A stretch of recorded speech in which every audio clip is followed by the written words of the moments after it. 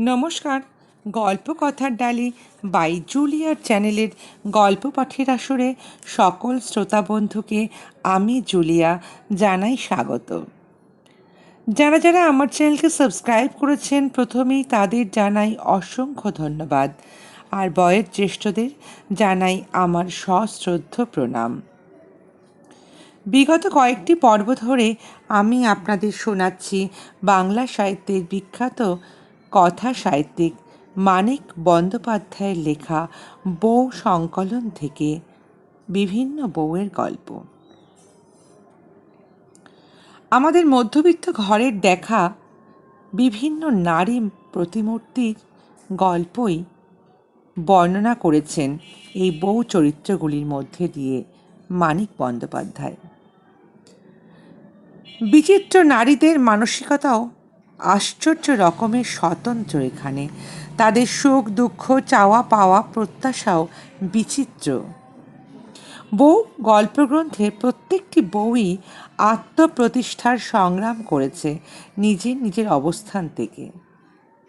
ভেতর বাইরে নানান জটিল সংঘাতের মুখোমুখি বউরা নিজের আত্মমর্যাদা, ব্যক্তি স্বাতন্ত্র্যকে ম্লান হতে দেয়নি পিতৃতান্ত্রিক সমাজের নিয়ম নীতির এই সমস্ত নিয়ম কানুনের কাছে। বউ গল্প সংকলনে নারী পুরুষের দাম্পত্য জীবনের বিচিত্র বেদনা মধুর অনুভূতির চমৎকার মনস্তাত্ত্বিক বিশ্লেষণ করেছেন মানিক বন্দ্যোপাধ্যায়। মানিক বন্দ্যোপাধ্যায়ের এই অবিস্মরণীয় সৃষ্টির বিভিন্ন বউয়ের গল্পই আমি আপনাদের শোনাচ্ছি বিগত কয়েকটি পর্ব ধরে। আজ আমি আপনাদের শোনাব জুয়ারির বউ। আজ 11তম পর্ব। চলুন শুরু করা যাক। জুয়ারির বউ। ধরিতে গেলে জুয়ার দিকে মাখনের ঝোঁক ছিল ছোটবেলা হইতেই। তার অল্প বয়সের খেয়াল আর খেলাগুলির মধ্যে তার ভবিষ্যৎ জীবনের এমন জোরালো মানসিক বিকারের সূচনা অবশ্য কেউ কল্পনাও করিতে পারিত না। বাজি ধরে না কে কে না বাজি ধরে। লটারি টিকিট কিনে বাজি, মেলায় গেলে নম্বর লেখা টেবিলে 2-4টে পয়সা দিয়ে ঘূর্ণায়মান চাকায় লেখা নম্বরের দিকে তীর ছোড়া, এই ধরনের বাজি। এসব তো খেলা, নিছক খেলা। তবে মানুষের একটু বাড়াবাড়ি হয় তখনই যখন সে সেটাকে প্রকটভাবে করে। মাখন এরকম বাড়াবাড়ি ছিল। কথায় কথায় সকলের সঙ্গে বাজি ধরিত সে। লটারির টিকিট কেনার পয়সার জন্য বিরক্ত করিয়া করিয়া গুরুজনদের কাছে সে মারও খাইত। মেলায় গিয়া অন্য জিনিস কেনার পয়সা তীর ছুড়িবার খেলায় নষ্ট করিয়া আসিত। এই তুচ্ছ ছেলে মানুষই পাগলামি যে একদিন একটি মারাত্মক নেশায় দাঁড়াইয়া যাইবে, এ কথা কারোর মনেই আসে নাই। প্রকৃত জুয়া আরম্ভ হয় ঘোড়দৌড়ের মাঠে। মাখন তখন কলেজে গোটা 2 পরীক্ষা পাশ করিয়াছে। নলিনীর দাদা সুরেশ ছিল তার প্রাণের বন্ধু। একদিন সেই ঘোড়দৌড়ের মাঠে নিয়ে যায় এই সুরেশই। আজ একটু চল না, রেস খেলবি। যাবি মাখন? রেস? আমার কাছে মোটে 10টা টাকা আছে। আরে আবার কত চাই? যদি লাগে আমি দেবক্ষণ, চল চল। 7 টাকা জিতিয়া দুজনে সেদিন কি ফুর্তি! সাহেবী হোটেলে 7 গুণ দাম দিয়া চিংড়ির মাথার আর মুরগির ঠ্যাং গিলিয়া বায়োস্কোপ দেখিয়া সুরেশ বাড়ি গেল আর মাখন ফিরিল মেসে। তারপর আর 2-1বার রেস খেলিতে গিয়া কয়েকটি টাকা হারিয়াই সুরেশ যদি বা বিরক্ত হইয়া মাঠের নেশা ত্যাগ করিল, কিন্তু মাখন সেটা বন্ধ করিতে পারিল না। সুরেশের কাছে প্রায় সে টাকা ধার করিতে লাগিল। আর একটা পরীক্ষা কোনো রকমে পাশ করিবার পর একদিন হিসেব করিয়া দেখা গেল সুরেশের কাছে মাখনের অনেক ধার হইয়া গেছে। বন্ধুকে টাকা ধার দিতে দিতে সুরেশের নামে পোস্ট অফিসের জমা টাকাগুলি প্রায় শেষ হইয়া আসিল। এবার এবার কিন্তু বাড়ি গিয়ে তোকে আমাকে টাকা এনে দিতে হবে, বুঝলি? হ্যাঁ হ্যাঁ, ঠিক ঠিক, এবার আমি বাড়ি গিয়ে তোকে টাকা এনে দেবো, সব টাকা ফেরত দিয়ে দেবো। ছেলেকে একেবারে এতগুলি টাকা দেওয়া মাখনের বাবার পক্ষে সহজ ব্যাপার ছিল না। তবু তিনটে পরীক্ষায় পাশ করা ছেলে যদি কোনো বন্ধুর সঙ্গে চাকরির জন্য কোনো চেষ্টা করিতে আগ্রহী হয়, তাহলে বাবা না দিয়েই বা কী করে? বন্ধুকে দেওয়ার জন্য টাকাগুলি সঙ্গে নিয়ে মাখন কলিকাতায় পৌঁছল শনিবার সকাল 10টার সময়। সমস্ত পথ সে ভাবিতে ভাবিতে আসিয়াছে, এতগুলি টাকা একসাথে দেওয়ার দরকার নাই, আর বেশি টাকা না লাগাইলে জিতিবার সম্ভাবনা থাকে না। বন্ধুর সমস্ত ঋণ একবারে শোধ করিবার কি দরকার আছে? আর যদি কিছু টাকা বেশি করে টাইগার জাম্পের ওপর লাগানো যায়, টাইগার জাম্প আজ নিশ্চয়ই জিতিবে। ঘোড়াটা ফেভারিট হইলেও 3 গুণ নিশ্চয় দিবে। সুরেশকে দিয়া একেবারে টাকা দেওয়া লাভ হইবে না। সব টাকা নয়, অর্ধেকটাই বরং সুরেশকে দেওয়া উচিত, আর অর্ধেকটা রেসে। হারুক বা জিতুক, অর্ধেক টাকা সে স্পর্শ করিবে না, ঋণ পরিশোধের জন্য রাখিয়াই দিবে। সন্ধ্যার আগে শেষ ঘোড়দৌড়ের শেষে খালি পকেটে মাখন এনক্লোজারের ভিতর হইতে বাহির হইয়া আসিল। পরদিন অনেক বেলায় সে ম্লান মুখে সুরেশদের বাড়ি গেল। দরজা খুলিয়া দিল নলিনী। আগে হাসি মুখে অভ্যর্থনা করিত, আজ কিন্তু মুখখানা তার বড়ই গম্ভীর দেখাইল। ছাতে চুল শুকোচ্ছিলাম, আপনাকে দেখতে পেয়ে নিচে নেবে এলাম। আসুন, ভেতরে আসুন। নলিনীর হাসির অভাবটা পূরণ করার জন্য মাখন নিজেই একটু হাসিবার চেষ্টা করিয়া বলিল, বেশ করেছ। সুরেশ কই? দাদা আসছে। টাকাটা এনেছেন তো দাদার? মাখন থতমত খাইয়া গেল। হ্যাঁ, মানে টাকা? ও হ্যাঁ হ্যাঁ, টাকা টাকা। আচ্ছা, তুমি জানলে কি করে টাকার কথা? আমি কেন, সবাই জানে। বাবা তো রেগে আগুন হয়ে আছেন। টাকা আনেননি তো? তা আনবেন কেন? গম্ভীর মুখ অন্ধকার করিয়া নলিনী ভিতরে চলিয়া গেল। সুরেশ আসিলে টাকার কথাটা উঠিল বড়ই খাপছাড়া ভাবে। মাখন বলিল, তোর টাকাটা দিতে পারবো না সুরেশ, একটা কাজ কর, ওই টাকাটা আমায় পণ দে, আমি নলিনীকে বিয়ে করব। কথা ছিল কথাটা গোপন থাকিবে, কিন্তু শেষ পর্যন্ত তা থাকিল না। বিনা পণে বন্ধুর বোনকে বিবাহ করার জন্য মনে মনে বাড়ির সকলে কাছে সে ছোট হইয়া গিয়াছিল। নলিনী তেমন রূপসীও নয়, কথাটার সমালোচনা হয়তো নানাভাবে একটু কটুভাবেই বলা যায়। নলিনী শুনিয়াছিল। নলিনী যে কি কি করিয়া মাখনকে ভুলাইল এবং অবাক হয়ে যাইত সবাই, এ কথাও তারা প্রকাশ করিল। হ্যাঁ, আজকালকার মেয়ে ফন্দিবাজ বাপের মেয়ে, ওদের পক্ষেই হয়তো সম্ভব। আচ্ছা, পয়সা কড়ি যখন দিল না, গয়না তো একটু বেশি দিতে পারতো নলিনীর বাপেরা। শুনিতে শুনিতে একদিন রাগে নলিনী দিশাহারা হইয়া গেল। বড় গুরুজন কেউ মন্তব্য করিলে রাগে দিশাহারা হইয়াও হয়তো সে চুপ করিয়াই থাকিত, কিন্তু সেদিন মন্তব্যটা করিয়াছিল ননদ বিধু।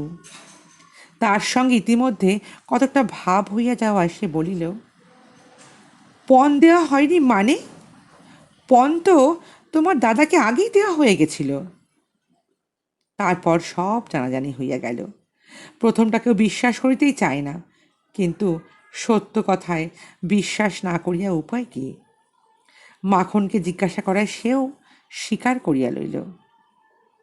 রাত্রে মাখন বলিল, টাকার ব্যাপারটা বলতে না তোমায় আমি বারণ করেছিলাম, তুমি বললে কেন? নলিনী বলল, ব্যবসার নাম করে দাদাকে দেবার জন্য টাকা নিয়েছিলে তুমি, আর সেটা বলনি কেন? আমার রাগ হয় না বুঝি? হুঁ, রাগ হলে তুমি বুঝি 10 জনের কাছে আমার নামে বদনাম করে তার প্রতিশোধ তুলবে, তাই না? তুমি তো কম শয়তান নও। বিশ্রী একটা কলহ হইয়া গেল। কথা বন্ধ রইল 3 দিন। আবার কথা আরম্ভ হওয়ার 10 মিনিটের মধ্যে নলিনী জিজ্ঞাসা করিল, আচ্ছা, অতগুলো টাকা কি করলে তুমি? দাদার কাছ থেকে তো নিয়েছো, বাবার কাছ থেকে নিয়েছো, টাকা তো কম নয়, টাকাগুলো কি করলে? প্রথমে কৈফিয়তটা ভালো করিয়া নলিনীর মাথায় ঢুকিল না। চুপি চুপি কার সঙ্গে মাখন ব্যবসা করিতেছিল সব টাকা লোকসান হইয়া গিয়াছে। তারপর সে টের পাইল মাখন মিথ্যা কথা বলিতেছে। মনটা তার খারাপ হইয়া গেল। স্বামীর মন তো তার ছোট নয়। টাকা পয়সার ব্যাপারে সে বরং অতিমাত্রায় উদার। টাকা পয়সার ব্যাপারেই তার কেন মিথ্যা কথা বলার কোনো উচিত হলো? বাপ আর শ্বশুরের চেষ্টায় মাখনের একটা চাকরি জুটিয়া গেল। ভালোই চাকরি। বছর পাঁচেকের মধ্যে বেতনটাও অনেক বাড়িয়া গেল, 300 টাকা। এতদিনে নলিনীর একটি ছেলে আর একটি মেয়ে হইয়াছে এবং কতকটা স্বামীর চাকরির জন্যই অতি দ্রুত প্রমোশন পাইয়া পাইয়া স্বামীর সংসারে সে প্রায় গিন্নির পদ পাইয়াছে। সংসারে বিশেষ অশান্তি নাই, রোগ শোক নাই, অনটন নাই। নলিনীর মনেও জোরালো দুঃখ কিছু নাই। কেবল সেই যে 3 দিন কথা বন্ধ থাকার পর মাখনের মিথ্যা বলার জন্য মনটা তার খারাপ হইয়া গিয়াছিল। মৃদু আশঙ্কার মতো একটা স্থায়ী অস্বস্তির মধ্যে সেই মন খারাপ হওয়ায় কেমন যেন একটা অদ্ভুত খাপছাড়া জেদ চলিতেছে। কোনো পাপ করে নাই নলিনী, তবু ভয়ে রূপান্তরিত পুরনো পাপের মতোই কি যেন একটা দুর্বোধ্য ভার সব সময়ে তার মনকে বহন করিয়া চলিতেছিল। মাখনের জুয়ার নেশা কাটিয়া যায় নাই।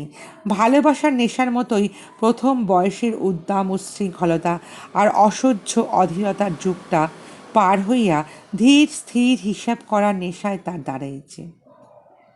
পাকা প্রেমিকের অভ্যস্ত প্রেম করার মতো তার জুয়া খেলাটাও দাঁড়াইয়া গিয়াছে অনেকটা নিয়মিত।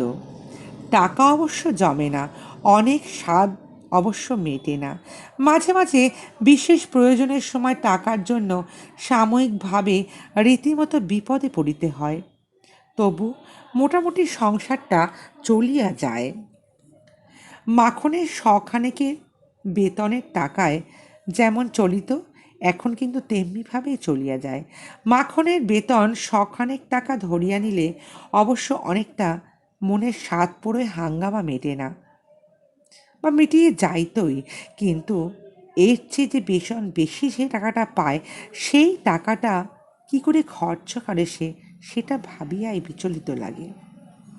এর চেয়ে অনেক কম বেতনেও জগতের অনেক লোক চাকরি করে, কিন্তু মুশকিল এই যে 300 টাকা যে বেতন পায় তার বেতনের 200 টাকা কোনো কাজে না আসলে কেমন লাগে? বেতন তার শখানেক টাকার উপরই তো সংসারটা দাঁড়াইয়া থাকে। আত্মীয় বন্ধু সবাই কিন্তু এই ব্যাপারে কেমন আশ্চর্য হইয়া যায়। আত্মীয় বন্ধুর রাগ, অভিমান, বিরক্তি আর উপদেশ, উপরোধ, সমালোচনা এখনো চলিতে থাকিলেও নলিনী একরকম আর কিছু ভাবে না এই বিষয়ে। সে জানে এ রোগের ওষুধ নাই। এই কথাটাও সে জানে যে প্রয়োজন হইলে জুয়ার খরচটা মাখন কমাইয়া দেবে, কিন্তু সত্য সত্যই প্রয়োজনটা হইতে হইবে। পেট ভরানোর মতো, গা ঢাকা দেওয়ার মতো, রোগের সময় ডাক্তারের টাকা, ওষুধ কেনার মতো খাঁটি যদি কোনো প্রয়োজন হয় তাহা হইলেই। এরকম আসল প্রয়োজন মেটাবার দায়িত্বের কাছেই কেবল জুয়ার নেশা হার মানে। কত কৃত্রিম প্রয়োজনে নলিনী দাঁড় করাইবার চেষ্টা করিয়াছে, কতবার কতভাবে স্বামীকে বুঝাইবার চেষ্টা করিয়াছে। সংসারে এটা চাই, ওটা চাই, সেটা চাই। মাখন শুধু বলিয়াছে, আচ্ছা আচ্ছা, হবে হবে, কিন্তু শেষ পর্যন্ত কিছুই হয় নাই। বাড়ি বদলানোর জন্য নলিনী অনেকবার ঝগড়া করিয়াছে, বলিয়াছে এই বাড়িতে আমি থাকবো না, একটা ভালো বাড়িতে চলো বলিয়া রাগ করিয়া বাপের বাড়িও চলিয়া গিয়াছিল। তখন অবশ্য মাখন বেশি ভাড়ায় একটা ভালো ভাড়া বাড়ি নিয়া উঠিয়া গিয়াছে, কিন্তু তার ফলটা নলিনীর পক্ষে হইয়াছে মারাত্মক। কারণ জুয়ার খরচ মাখন এক পয়সাও কমায় নাই, টান পড়িয়াছে সংসার খরচে। আবার উঠিয়া যাইতে হইয়াছে কম ভাড়ার বাড়িতে। নলিনী বলিয়াছে, আমি দুগাছা করে না চুড়ি গড়াবো, দেবে? মাখন বলিয়াছে, আচ্ছা আচ্ছা, হবে। কিন্তু তারপর 2 বছরের মধ্যে সস্তা একজোড়া দুলও নলিনীর গড়ানো হয় নাই। কারণ চুড়ি ও দুল দুই নলিনীর আছে। কিন্তু নলিনী যেদিন বলিয়াছে একটা লাইফ ইন্স্যুরেন্স পর্যন্ত করবে না তুমি, তার 1 মাসের মধ্যে মাখন 10,000 টাকার লাইফ ইন্স্যুরেন্স করিয়াছে এবং এখনো পর্যন্ত নিয়মিত প্রিমিয়াম দিয়া আসিলেও বেশি ভাড়ার বাড়িতে উঠিয়া যাওয়ার ফলটা নলিনীকে হাতে হাতে ভোগ করিতে হইতেছিল। ধরিতে গেলে টাকা পয়সার ব্যাপারে স্বামীর সঙ্গে তার একটা বোঝাপড়াই হইয়া গিয়াছে, তবুও সেই রহস্যময় মৃদু আতঙ্কের পীড়ন একটু শিথিল হয় নাই। কি যেন একটা বিপদ ঘটিবে, অল্প দিনের মধ্যেই ঘটিবে। কিন্তু কি ঘটিবে? এই মাঝরাতে কুকুরের চিৎকারে তার মনটা কেমন যেন অবশ হইয়া গেছে। কি ঘটিবে? ভীষণ চিন্তায় পড়িয়া গেল। মাখন একদিন জুয়ায় সর্বস্ব হারিয়া সর্বনাশ করিবে, কিন্তু মাখনের সর্বস্ব তো আর 300 টাকার চাকরি তার। উপার্জনের টাকা জুয়ার নেশায় নষ্ট করার সম্বন্ধে সে অবশ্য যতটাই অবিচক হোক না কেন, চাকরি নষ্ট করার মানুষ সে নয়। সে ব্যাপারে সে কিন্তু খুব বিবেচক। সে বিশ্বাস নলিনীর আছে। তবে আরও আরও অনেক বেশি আরামে সুখে বাঁচিয়া থাকিবার সুযোগ পাইয়াও স্বামীর দোষে কোনো রকমে খাইয়া পড়িয়া অতি গরিবের মতো বাঁচিয়া থাকিতে তাকে হইতেছে বলিয়া তার মন জ্বালা ভরা অভিযোগে সব সময় যেন কষ্টে ভোগে। কিন্তু কোথায় জ্বালা ভরা অভিযোগ? রাজপ্রাসাদে রাজরানীর মতো সুখে আরামে থাকিবার ব্যবস্থা মাখন করিয়া দিক, এটা সে চায়। মাখনের ভালোবাসার প্রকাশ হিসাবে চায়, কিন্তু না পাওয়ার জন্য বিশেষ ক্ষোভ তার নাই। নলিনী তাই কিছু বলে না। সব কিছু সে একরকম হাল ছাড়িয়া দিয়াছে। মাখনের সহজ সাধারণ ভালোবাসার মধ্যে একটু রোমাঞ্চ আনিবার চেষ্টায় সে আছে। চেনা মানুষ স্বামী হইয়াছে, তার কাছে কি অচেনা মানুষের নাটকীয় ভালোবাসা আশা করা যায়? একদিন ছেলে মানুষ ছিল, তাই চেষ্টা করিয়াছে। বিবাহের আগে বুদ্ধি কম ছিল, তাই তখন ভাবিয়াছে বিবাহ হইলে হয়তো মাখন বদলাইয়া যাইবে।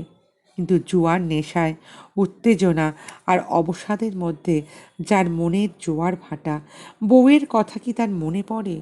বউয়ের জন্য একবার একটু পাগল হওয়ার চেষ্টা তার কি মনে আসে? ভাবিতে ভাবিতে নলিনীর সাধারণ ছোট ছোট চোখ দুটিতে অস্পষ্ট স্বপ্নের স্পষ্ট ছায়া কেমন যেন অদ্ভুত ভাবালুতার আবরণে ঘনাইয়া আসে। জগতের সব ডাগর ডাগর চোখগুলিতেও তা সম্ভব মনে হয় না। হয়তো তখন রাত ছিল বলে। পরবর্তীকালে দুপুরবেলায় আঁচল পাতিয়া মেঝেতে গড়ানোর অবসরটা যখন সে পায়, দেখে ছেলে মেয়েরা একজন খেলায় মত্ত, একজন ঘুমে অচেতন। চোখ বুজিলে কষ্ট বাড়িয়া যায়। নলিনী তাই চোখ মেলিয়া স্বপ্ন দেখে, তার কুমারী জীবনের স্বপ্ন, আত্মহারা আবেগের স্বপ্ন। আত্মহারা আবেগের সঙ্গে তাকে ভালোবাসিলে মাখন কি করিত? সম্ভব অসম্ভব কত কথাই না নলিনী ভাবিতে থাকে। তারপর অল্প অল্প অস্বস্তির মধ্যে মৃদু ভয়ের পীড়নে স্বপ্ন শেষ হইয়া চোখ দুটি বড় বড় হইয়া যায়। দুটি সন্তান, যার তার কেন আর এসব স্বপ্ন দেখা? আর কি সেই সব স্বপ্ন দেখা সফল কোনোদিন করিতে পারিবে? যদি বা হয় কোনো এক আশ্চর্য উপায়ে আংশিকভাবে সফল হয়, দুদিন পরে সেটুকু সম্ভাবনাও তার থাকিবে না।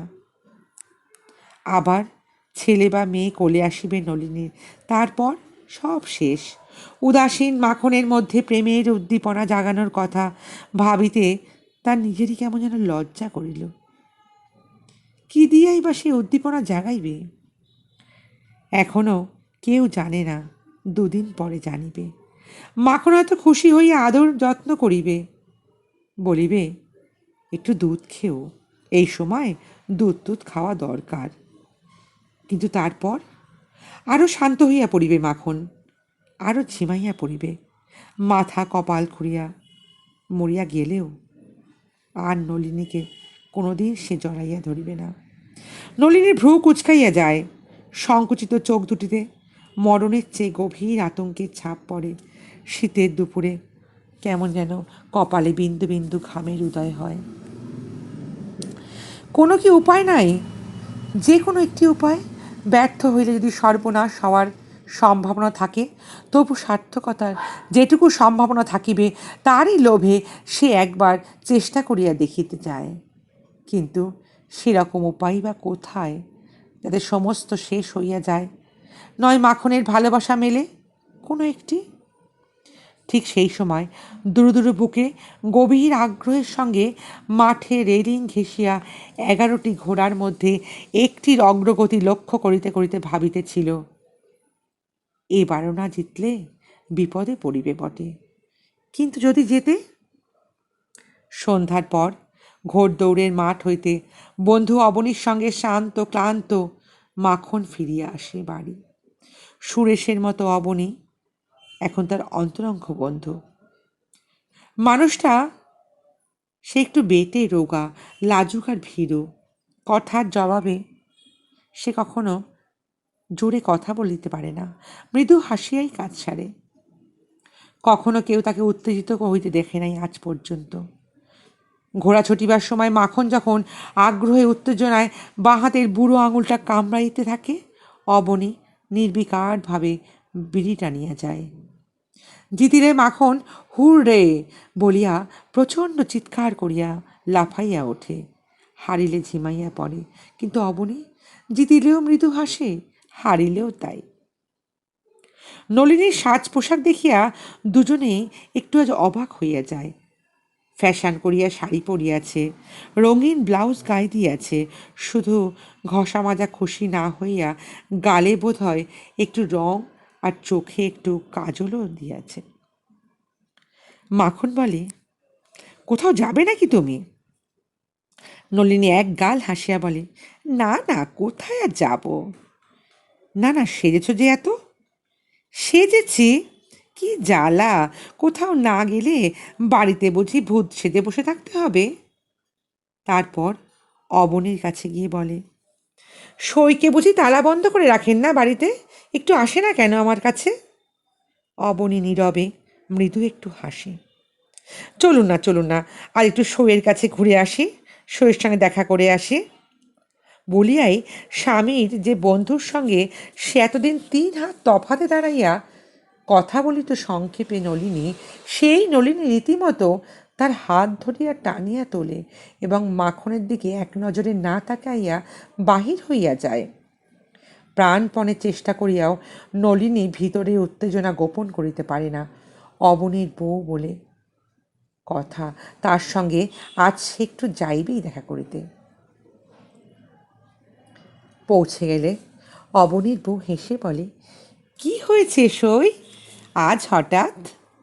কই কিছু না তো। কোমরে আঁচল জড়াইয়া অবনীর বউ রান্না করিতেছিল। নলিনীর চেয়ে সে বয়সে একটু বড়, কিন্তু বড়ই তাকে দেখায় না, তাকে কিন্তু ছেলে মানুষই দেখায়। মানুষটা সে সবসময় হাসি খুশি, কাজ করিতে করিতে গুনগুন করিয়া গান করে। তাকে দেখিলে নলিনী বড় হিংসা হয়, মনটা যেন কেমন করিয়া ওঠে। ওর স্বামীও তো জুয়া খেলে, তার চেয়ে অনেক কষ্ট করে সংসার চালাইতে হয়। 2টি ছেলের মধ্যে একটি আবার মরিয়া গিয়াছে। তবু তবু সব সময় কেমন যেন তারা হাসি খুশিতে দিন কাটায়। দুদিন আগে বিবাহ হইয়া আসিয়া স্বামীর আদরে মাটিতে যেন পা পড়িতেছে না। অবনীর বউ বলে, হঠাৎ এমন সাজুগুজু করেছ, কি ব্যাপার? নলিনী বলে, এমনি এলাম তোমাকে দেখতে আজকে, তাই একটু সাজুগুজু। কি ভাগ্যি আমার গো! ভাতের হাঁড়িটা উনানে চাপাইতে চাপাইতে হাসিয়া বলিয়া ওঠে অবনীর বউ। তারপর কাছে আসিয়া বসে। কথা জমে না। রাত্রির সঙ্গে নলিনীর ভয় বাড়ে, ক্রমেই বেশি অন্যমনস্ক হইয়া যায়, তবু উঠিবার নাম করে না। যত রাত হইবে মাখন তত বেশি রাগ করিবে, তত বেশি নাড়া খাইবে মাখনের মন। একটু কি পরিবর্তন আসিবে না? রাগটা যখন পড়িবা যাইবে তখন।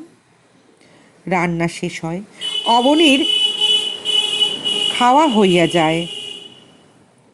রাতে একটি গাড়ি চলিয়া যায়। হঠাৎ খেয়াল করে নলিনী অনেক রাত হইয়া গেছে, তবু তার উঠিতে ইচ্ছাই করে না। হঠাৎ এত রাতে গাড়ি চলিয়া যাবার পর হঠাৎ মনে হয় অবনীর বউয়ের, এবং সে অস্বস্তি বোধ করিতে থাকে এখনো বাড়িতে থাকার জন্য। হাসি খুশি ভাবটা কেমন যেন আস্তে আস্তে তার মুখ হইতে মিলিয়ে গিয়ে ভয়ের ছাপ পড়ে। আমায় কিছু বলবে সই? নলিনী মাথা নাড়িয়ে বলে, না না, কি বলবো? কিছু বলবো না তো। আচ্ছা, তোমাকে নিতে আসছে না যে আজকে তোমার বর? কে জানে, দাও তো, বাদ দাও ওর কথা, ছাড়ো। খানিক পরে অবনীর বউ বলে, শোনো, তাহলে একটা কাজ করো, ওই তবে তোমাকে একবার দিয়ে আসুক, বুঝলে? এত রাতে গাড়ি টাড়ি সব চলে গেল, আর তো পাবে না। একটু পুঁই চচ্চড়ি রেঁধেছি, মুখে দিয়ে যাবে সই। হোক গে আর একটু রাত। মাখনের রাগ একটু বাড়িবে বই কি। আরম্ভ যখন করিয়াছে, শেষ না দেখিয়া ছাড়িবে না। মরিয়া হইয়া নলিনী সখীর রান্না পুঁই চচ্চড়ি মুখে দিবার জন্য সখীর সঙ্গে এক থালায় বসিয়া গেল। দুজনে বসে পেট ভরিয়া খাইল। সকালের জন্য পান্তা না রাখিরাই তারা খাইয়া পড়িল। সব ভাত শেষ করিল, তাই কম পড়িল না ভাত। ভাত, ডাল, ভাজা, মাছ, তরকারি সবটুকু তারা দুইজনে ভাগাভাগি করিয়া তৃপ্ত হইয়া খাইল। খাওয়ার পরে পান মুখে দিয়া অবনীর বউ স্বামীকে ডাকিয়া বলে, ওগো শুনছো, ওগো শুনছো, শোনো না একটা কথা, একটু বেরিয়ে এসো না ঘর থেকে, সইকে একটু বাড়ি দিয়ে এসো না। বাবা দেখো, 11টা বেজে গেছে, রাস্তায় কত কুকুর চিৎকার করছে, গাড়িগুলো সব চলে গেল, ও একা একা যাবে? নলিনীর বুকটা কাঁপিয়া ওঠে। যেভাবে বাহির হইয়া আসিয়াছে, এত রাত্রে আবার অবনীর সঙ্গে ফিরতে দেখিলে কি রাগটাই না রাখবে মাখন জানি। করুক গে রাগ, রাগাইবার জন্যই তো সাজিয়া গুজিয়া এইভাবে বাহির হইয়াছে। এখন সেজন্য ভয় পাইলে চলিবে কেন? নিজেকে নলিনী অনেক বোঝাইবার চেষ্টা করে, তারপরও কিন্তু বুকের ঢিপঢিপানিটা কিছুতেই কমে না। দু বন্ধুর বাড়ি বেশি দূরে নয়, রিকশায় মিনিট 10 লাগবে। অবনীর বাড়ির কাছেই গলির মোড়ে রিকশা পাওয়া যায়। অবনী দুটি রিকশা ভাড়া করিতে চাইছিল। নলিনী বারণ করিল, না না না, মিছিমিছি দুটো রিকশা করতে হবে না, এত পয়সা খামোখা দেবেন রিকশাওয়ালাকে, চলুন না, একটিতেই আমরা চলে যাব। না না, দুটোই নি। নলিনীর গলার আওয়াজ বন্ধ হইয়া আসিতেছিল। এসব খাপছাড়া উত্তেজনা কি তার সহ্য হয়? তবু মরিয়া হইয়া বলিল, আরে আসুন না, আসুন, একটা রিকশাতেই দুজনে বসে কি সুন্দর গল্প করতে করতে চলে যাব। কিন্তু গল্প কিছুই হয় না। সমস্ত পথ দুজনেই যতটা সম্ভব পাশের দিকে হেলিয়া, যার যার পাশে হেলিয়া চুপচাপ করিয়া বসিয়া থাকে। বাড়ির দরজার সামনে রিকশা থামা মাত্রই নলিনী তড়াক করিয়া নামিয়া যায়। অবনীকে বলে, ওকে ডেকে নিয়ে আসি, দাঁড়ান, তারপর আপনি যাবেন, ঠিক আছে? কিন্তু দরজা খুলিতেই দেখে মাখন আসে নাই। দরজা খুলিল চাকর। ঘরে গিয়া নলিনী দেখে কি মেয়েটাকে কোলে নিয়ে আনাড়িভাবে থাবড়াইয়া থাবড়াইয়া মাখন তাকে ঘুম পাড়াবার চেষ্টা করছে। বউয়ের সাড়া পাইয়াই মাখন ক্ষুণ্ণ কণ্ঠে বলিল, কি আশ্চর্য বিবেচনা তোমার! দুজনকে ফেলে রেখে এত রাত পর্যন্ত বাইরে তুমি কি করছো? কাটিয়ে এলে এত রাত পর্যন্ত? খুকিকে অন্তত নিয়ে যেতে পারতে তুমি। মেয়েকে নামাইয়া দিয়া মাখন নিজের বিছানায় উঠিয়া শান্তভাবে চোখ বুজিয়া শুইয়া পড়িল। খুব যে রাগ করিয়াছে তা মনে হইল না। তুমি কাউকে পাঠালে না কেন অবনীবাবুর সঙ্গে কথা কইতে? কাকে পাঠাবো? শম্ভু এতক্ষণ খুকিকে দেখছিল, তাকে পাঠানো সম্ভব নাকি? 2 মিনিট আগে দরজা খুলতে যাওয়ার সময় শম্ভু তবে মেয়েকে মাখনের কোলে দিয়া গিয়াছিল। সন্ধ্যা হইতেই মাখনকে তাহলে মেয়েকে রাখিতে হয় নাই। নলিনী জিজ্ঞাসা করিল না মাখন নিজে কেন তাকে আনিতে যায় নাই, আর জিজ্ঞাসা করিয়া কী বা হইবে? নিজের চোখে বউ আর বন্ধুকে জড়াজড়ি করিতে দেখিলেও বোধহয় তার এখন আর রাগ হইবে না। এমন বদমেজাজি মানুষ, এক গ্লাস জল দিতে দেরি হইলে চাকর শম্ভুকে এক চড় মারিয়া দেয়। শুধু বউকে তার এত অনুগ্রহ কেন?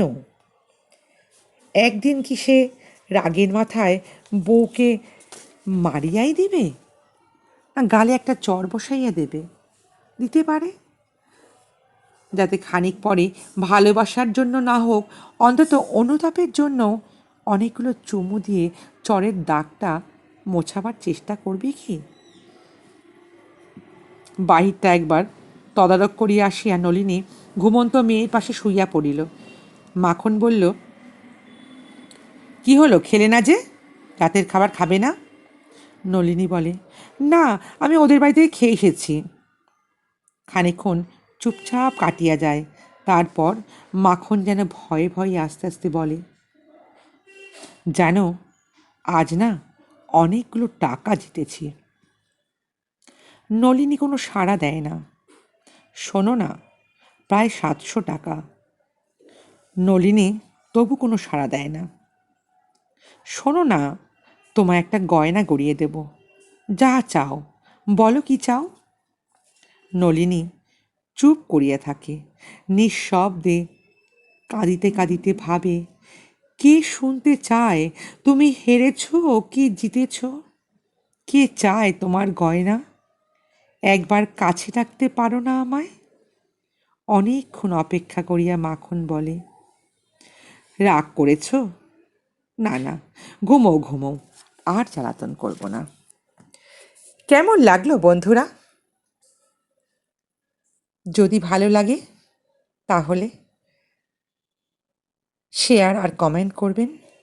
আর যদি এখনও আমার গল্প কথার ডালি পরিবারের সদস্য না হয়ে থাকেন, তাহলে একটা সাবস্ক্রাইবের মাধ্যমে আমার গল্প কথার ডালি পরিবারের সদস্য হবেন।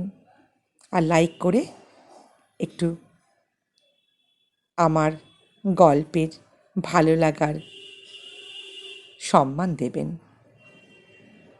আজ আমি এখানেই শেষ করছি। আগামী দিনে আবার নিয়ে আসবো নতুন একটি গল্প, আগামী পর্ব। আজ তাহলে এইটুকুই। সকলে ভালো থাকবেন, সুস্থ থাকবেন।